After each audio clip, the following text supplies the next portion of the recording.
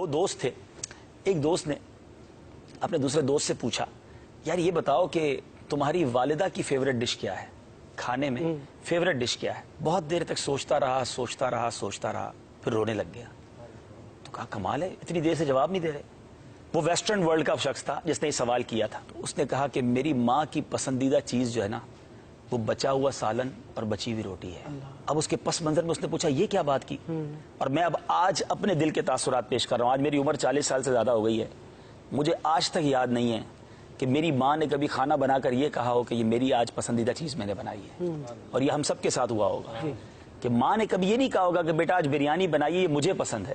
ماں نے کبھی کہا ہوگا کہ بیٹا یہ آج میرے بیٹے کی پسند کی میں نے بنائی ہے, یا ہمارے والد صاحب کی پسند کی بنائی, یا چھوٹی بہن کی پسند کی بنائی. اور ماں نے کیا کھایا؟ جو ہم نے بچایا, جو ہم نے چھوڑا. یہ ہے ماں. کبھی اس نے اپنی ذات کے لیے کیا سوچا؟ ہم نے بلکہ فرمائشیں کر کے, ہم 2 بھائی ہوتے تھے, یہ ہم سب کے گھر کی سٹوری ہے, ہم 2 بھائی تھے یا 2 بہنیں تھیں, تو امی مجھے یہ کھانا ہے, تو مجھے وہ والا انڈا کھانا ہے, تو میں نے آج چاول نہیں کھانا. تو ماں نے دونوں کے لیے الگ الگ کھانے بنائے. ماں کو ہم نے ہوٹل والی سمجھا, اس سے جو کہا اس نے ہمیں پکا کر کھلایا. کبھی یہ سوچا کہ ماں نے اپنے لیے آج کیا پکایا؟ مگر ماں ہمارے بچے ہوئے کھا کے خوش ہوتی رہی, ہماری پلیٹیں صاف کرتی رہی کہ میرے بیٹے نے بچایا تو چلو میں کھا لیتی ہوں, بیٹا آپ تھوڑا اور نکال لو, بچ جائے گا تو میں کھا لوں گی. ہم نے گرم کھانا کھایا, ہماری ماں نے ہمارے بعد دسترخوان اٹھا کر ٹھنڈے کھانے کھائے.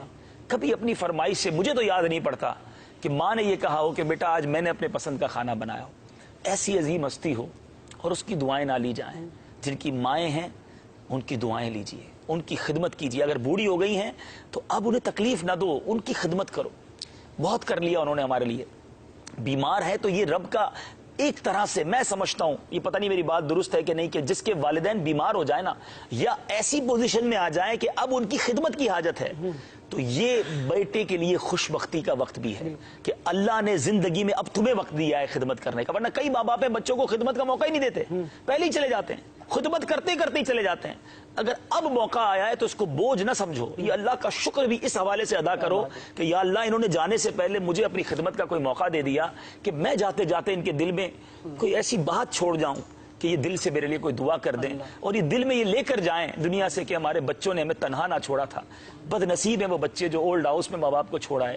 بد نصیب ہیں وہ بچے جنہوں نے سرونٹ کے نام پر, ملازمین کے نام پر ماں باپ کو حوالے کر دیا. ایسا نہ کریں, جتنا ہو سکے ان کی خدمت کریں. یہ کاروبار, یہ دنیا, یہ ہمارے بچے بیوی سب بعد میں چلتا رہے گا. یہ ماں باپ چلے گئے تو پھر یاد آتے رہیں گے.